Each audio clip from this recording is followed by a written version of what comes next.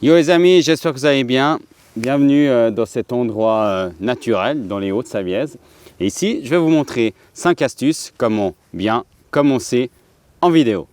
Mais d'abord, intro.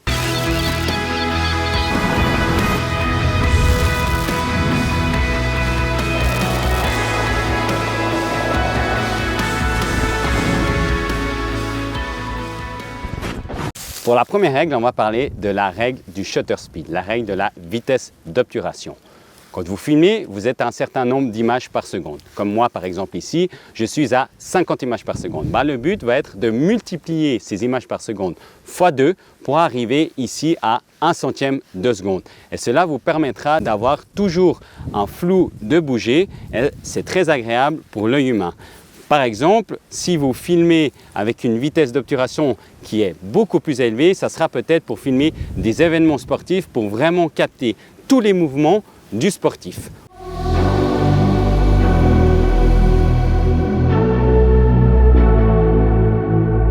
Pour le deuxième conseil, ce qui complétera vraiment le premier, ça sera d'utiliser un filtre ND.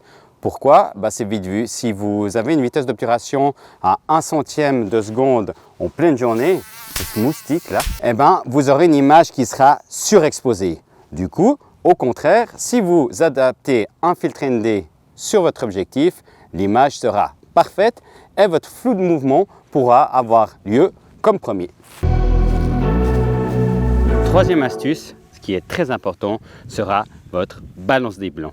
Ce que je vous conseille, c'est de la régler manuellement. Sur votre appareil photo, vous pouvez choisir soit si c'est un ciel nuageux, ou si vous avez du soleil, ou si c'est en éclairage artificiel. Ou, comme moi je le fais actuellement, vous pouvez le faire manuellement en réglant la chaleur de l'image. Par exemple, la chaleur du jour est souvent réglée environ sur 5600 Kelvin. Et à ce moment-là, vous n'aurez pas de problème dans votre image. Car rattraper ça en post-production, suivant dans le profil dans lequel vous filmez, vous aurez beaucoup de peine.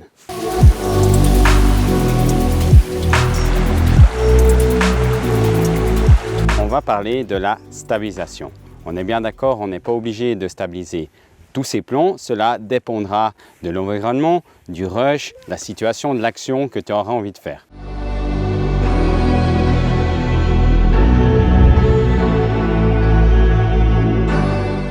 Et pour ce dernier conseil, ça sera d'utiliser le mode manuel en vidéo. C'est très important, même si vous êtes débutant. Allez regarder un peu sur internet, je vous montre ici ce qui s'appelle le triangle d'exposition, ce qui permettra de régler votre vitesse d'obturation, votre ouverture et vos ISO. Et ça évitera d'avoir des variations de lumière si tout d'un coup vous filmez un ciel, ensuite vous filmez le sol ou une zone qui sera très ombragée et lui, matriciellement à l'intérieur, il va augmenter la lumière automatiquement et ça, c'est vraiment pas conseillé en vidéo. Et ensuite, de rattraper ça en post-production, c'est très compliqué. Pensez-y, le triangle d'exposition.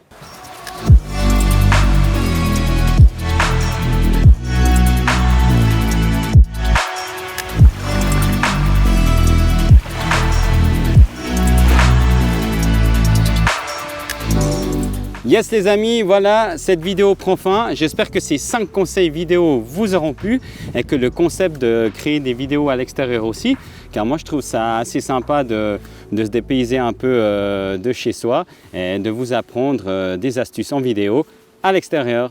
Voilà, moi je vous dis à très vite dans une prochaine vidéo. N'hésitez pas à me le dire en commentaire si ça vous a plu. On se voit très vite.